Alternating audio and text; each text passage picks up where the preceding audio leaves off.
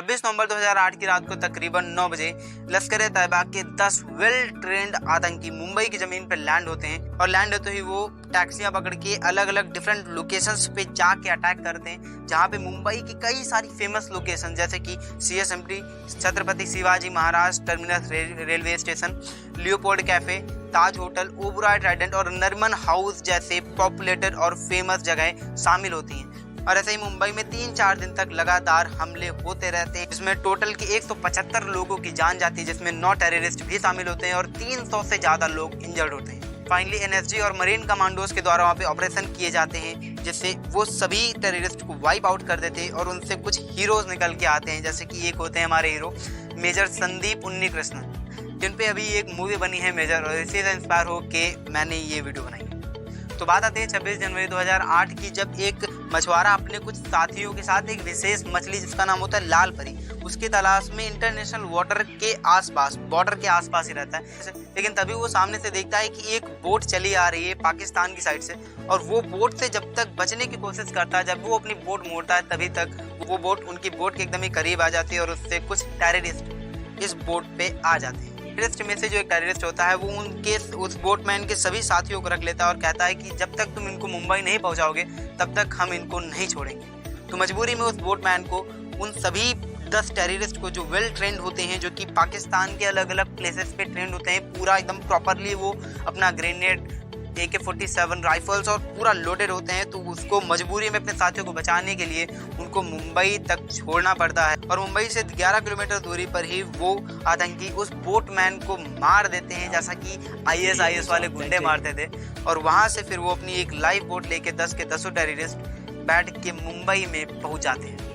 और मुंबई में पहुंचते ही उनका जो प्लान था कि पहले पॉपुलेटेड एरियाज पे जैसे कि CSMT, Marine Harbour, Mumbai metro और लियोपोल्ड कैफे जैसी पॉपुलेटेड जगह पे पहले अटैक करना और फिर बाद को दूसरी जगह पे अटैक करना है, जहाँ पे जाके वो हॉस्टेज बनाएंगे। तो वो अपने पहले टारगेट्स के लिए निकल लेते हैं, डुओज बना लेते हैं अलग अलग टैक्सियों में। रात को 9:30 बजे के करीबन लियोपोल्ड कैफे, CSMT और इन सभी जगहों पर एक साथ ही अटैक कर देते हैं। वो सिंपल सा पहले ग्रेनेड से अटैक करते हैं और फिर ग्रेनेड से जब भगदड़ मच जाती है तो उसके बाद AK-47 राइफल से अंधा फायर करना स्टार्ट कर देते हैं। वैसे ही वो लियोपोल्ड कैफे और CSMT और मरीन हार्बर, मुंबई मेट्रो, इन सभी जगहों पे 40-50 मिनट तक वो लगातार वहाँ पे फायर करते हैं।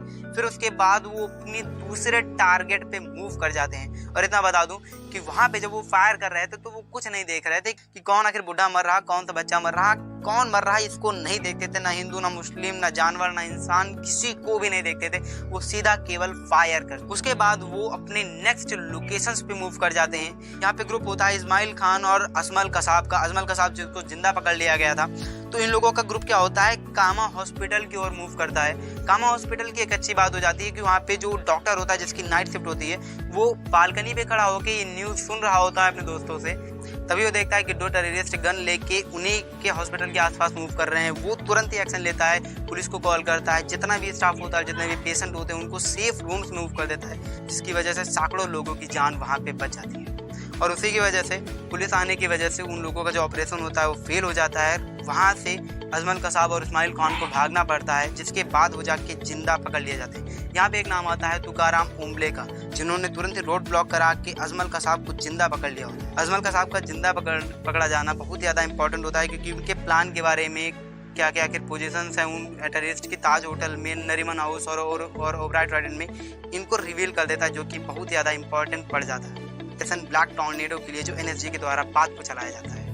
लेकिन वहीं पे जो दूसरी जो लोकेशंस होती हैं, जैसे कि Taj hotel, Nariman house, Oberoi Trident, इन सभी जगहों पर टेररिस्ट अपना टेरर फैलाने लगते हैं और कई सारे मासूम लोगों को मारते हैं, हॉस्टेज बना लेते हैं कई सारे लोगों को। यहाँ पे तारीफ करनी पड़ेगी ताज होटल के स्टाफ की, जो कि वहाँ से मूव नहीं किया, उनके पास चांस था मूव करने का, लेकिन वो वहाँ से मूव नहीं करते हैं। और इतने में जितने भी सिक्योरिटी फोर्सेज या मुंबई पुलिस वहाँ पे जाने की कोशिश करती है अंदर लोगों को बचाने की, वो अक्सर फेल ही हो जाते हैं, उनकी जान ही चली जाती है, जिसकी वजह से फिर दिल्ली से NSG कमांडोज को बुलाया जाता है, जो कि अपने आप में थोड़ा सा 10 घंटे लेट आते हैं। कुछ डिप्लोमेटिक कारणों की वजह से, कुछ पॉलिटिकल कारणों की वजह से वो 10 घंटे पूरा लेट आते हैं। सोचो 10 घंटे अगर जो कहीं पहले जल्दी आ जाते हैं, टाइम पे आ जाते हैं, तो कितने ज़्यादा लोगों की जान वहाँ पे बचाई जाती है। फाइनली ऑपरेशन ब्लैक टॉर्नेडो को स्टार्ट किया जाता है NSG के द्वारा।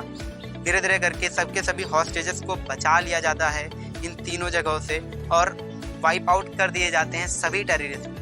यहाँ पे मीडिया की एक नेगेटिव पॉइंट सामने आता है कि मीडिया क्या करता था कि जितनी भी खबरें होती थी उनको तुरंत ही एक्सक्लूसिव दिखा देता था, जिसकी वजह से पाकिस्तान में बैठे जो उनके कंट्रोलर्स होते थे वो टेररिस्ट को बता देते थे और टेररिस्ट उस चीज़ के लिए एक्टिव हो जाते थे। और इसी में आप लोगों ने देखा होगा मूवी में कि संदीप उन्नीकृष्णन मीडिया पे आके एक बार चिल्लाते हैं, और ऐसा एक एक्चुअल का इंसिडेंट हुआ था जब नरीमन हाउस और ताज होटल में ऊपर से हेलीकॉप्टर से एनएसजी कमांडोज को नीचे उतारा जाता है, तो टेररिस्ट पहले से ही सतर्क हो करके मीडिया के थ्रू न्यूज़ पा करके उन पे आके अंधा फायर करने लगते हैं, बट खैर वहाँ पे कोई कैजुअलिटीज नहीं होती। ये एक मीडिया का एक बहुत ही बड़ा नेगेटिव पॉइंट है कि वो टीआरपी के लिए एक्सक्लूसिव खबर दिखाने के चक्कर में ऑपरेशन को फेल तक करने की जिम्मेदारी उठा सकते हैं। तो फाइनली 29 नवंबर सुबह 8 बजे तक ये कंफर्म कर दिया जाता है एनएसजी के चीफ के थ्रू कि हाँ अब सबके सभी टेररिस्ट को मार दिया गया है। ताजमहल का साहब जिसको जिंदा पकड़ लिया जाता है उसको फिर उस पर केस चलता है, 4 साल तक की केस चलता रहता है, और फिर 2012 में यरवड़ा जेल में उसको फाइनली फांसी दे दी जाती है। तो इसके बाद रिएक्शन ये आता है कि गवर्नमेंट तो उन लोगों को फंड कर देती है जो लोग वहाँ पे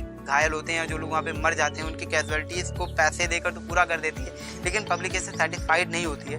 पब्लिक वहाँ के सीएम की, वहाँ के डिप्टी सीएम की और होम मिनिस्टर की इस्तीफे की मांग करती है। और आमिर खान सर की एक बहुत ही अच्छी बात लगी कि उन्होंने 9 दिसंबर जो कि ईद अल अधा का दिन था, उन्होंने उस दिन को शोक का दिन मनाने की सबसे गुजारिश की। कांग्रेस का ये भी दावा है कि उस टाइम पे एक सर्जिकल स्ट्राइक भी की गई थी, लेकिन उसका कोई ज़्यादा नामो निशान नहीं मिलता है। इसलिए अभी कुछ साल पहले ही नवाज शरीफ जो कि फॉर्मर प्राइम मिनिस्टर थे पाकिस्तान, उन्होंने ये कंफर्म किया था कि 2008 में पाकिस्तान की जो गवर्नमेंट थी उसका भी हाथ था 26/11 हमले में। तो ये वीडियो आप लोग को कैसा लगा प्लीज़ कमेंट करके जरूर बताना। मिलते हैं नेक्स्ट वीडियो, तक के लिए बाय।